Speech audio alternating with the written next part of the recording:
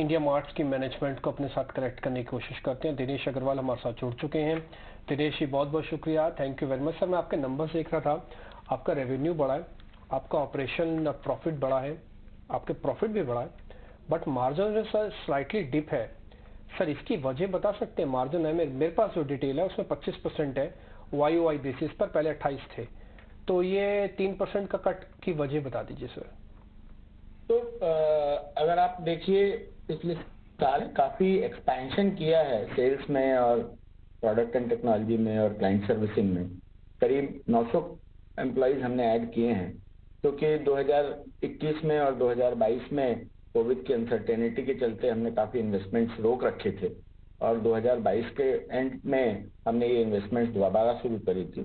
तो काफी सारे इन्वेस्टमेंट पिछले 18 महीने में मैन पावर में और टेक्नोलॉजी मैन पावर में और क्लाइंट सर्विसिंग मैन पावर में हुई है, जिसका कि नतीजा आपको इंक्रीज्ड रेवेन्यू और इंक्रीज कलेक्शन और इंक्रीज कस्टमर एक्विजिशन पे दिख रहा है।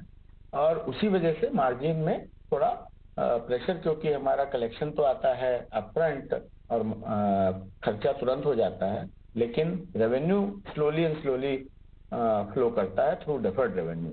इस वजह से आपको मार्जिन में थोड़ा प्रेशर दिख रहा है।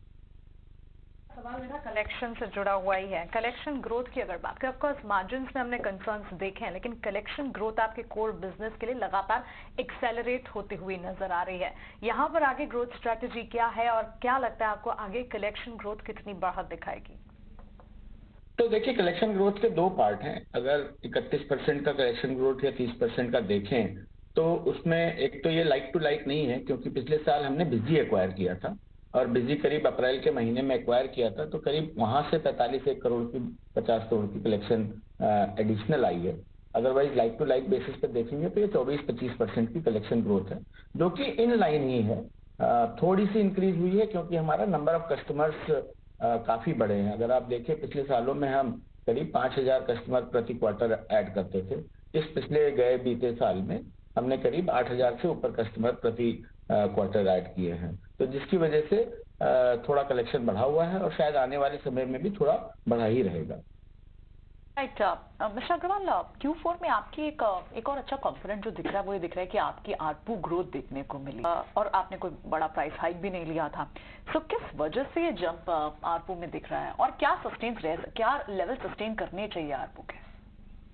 तो आरपू ग्रोथ अगर आप देखें, क्योंकि पिछले काफी समय से करीब जब से प्री कोविड के तुरंत बाद से हमारा कस्टमर काउंट हमेशा गिरता रहा था और फिर कस्टमर काउंट एकदम से चढ़ा था। जब कस्टमर काउंट एकदम से बढ़ा करीब Q1 तक, तो थोड़ा सा आरपू पे प्रेशर था। जबकि आप देखें उसके बाद से जैसे कस्टमर काउंट में ग्रोथ थोड़ी स्लो डाउन हुई है इन परसेंटेज टर्म्स, तो इसलिए आरपू में नेचुरल ग्रोथ दिखाई दे रही है। वैसे भी अगर आप देखें तो जब से कोविड का सेकेंड वेव खत्म हुआ है तब से लोगों का रुझान इंटरनेट की तरफ बढ़ा है, लोगों और हमारे प्लेटफॉर्म की प्रोडक्ट मार्केट फिट बढ़ी है, जिसकी वजह से लोग ज्यादा से ज्यादा अपग्रेड कर रहे हैं प्लैटिनम और गोल्ड सर्विसेज में। और जैसे जैसे वो प्लैटिनम और गोल्ड सर्विसेज में अपग्रेड करते हैं तो ऑब्वियसली उनका आरपू हायर होता है। आपने देखा होगा हमारे टॉप 10% कस्टमर जो करीब 20,000 कस्टमर हैं, उनका कंट्रीब्यूशन हमारे टोटल रेवेन्यू में 40-41% होता था करीब 2 साल पहले, जो कि अब 46-47% पहुंच गया है। तो ऑब्वियसली ज्यादा बड़े कस्टमर बेस पे और ज्यादा आरपू की वजह से ओवरऑल आरपू आपको बढ़ा हुआ दिख रहा है और शायद ये ऐसे ही रहने वाला है।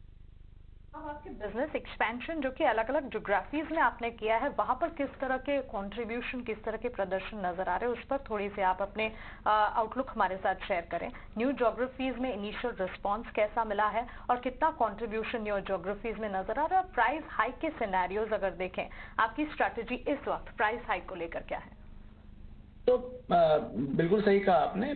ज्योग्राफी पे हमने काफी ध्यान दिया पोस्ट कोविड हमने चैनल पार्टनर्स के थ्रू अपने करीब 100 से अधिक शहरों में फिजिकल प्रेजेंस बनाई है सेल्स की, जो कि पिछले 24 महीनों में ही बनी है। और उसकी वजह से अगर आप देखें तो हमारा जो कंट्रीब्यूशन पेइंग कस्टमर्स का है वो करीब 2% से Tier 3 में बढ़ चुका है। तो वहां पे करीब 2% का उन्होंने गेन किया है, जो कि मेट्रो पे हमारी डिपेंडेंस अब 56% की रह गई है, तो जो कि काफी अच्छा है, काफी डाइवर्सिफाइड हुआ है। और उन ज्योग्राफियों से कस्टमर आते हैं, लेकिन वहां पे चर्न भी होने की संभावना ज्यादा रहती है, क्योंकि वो थोड़ा छोटे कस्टमर होते हैं। दूसरा सवाल आपने किया प्राइस हाइक को लेकर के। तो जब कोविड शुरू हुआ था तो हमने थोड़े प्राइस में रिलैक्सेशन किए थे, क्योंकि हम नहीं चाहते थे कि छोटे मोटे कारोबारियों को इंटरनेट में किसी भी तरह से वो ट्राई करें इंटरनेट।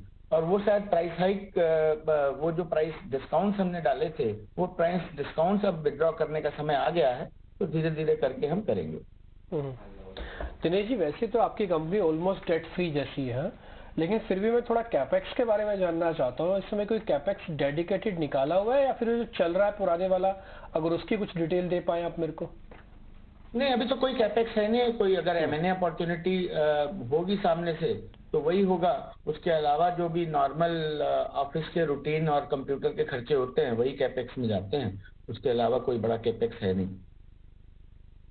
सर, आपका शुक्रिया हमारे साथ जुड़ने के लिए, सवालों के जवाब देने के लिए, और आने वाले क्वार्टर्स के लिए इंडिया मार्ट को ढेरों शुभकामनाएं। तो ये था इंडिया मार्ट इंटरमेश का मैनेजमेंट अपने बिजनेस एक्सपेंशन प्लान्स पर हमसे बातचीत करने के लिए।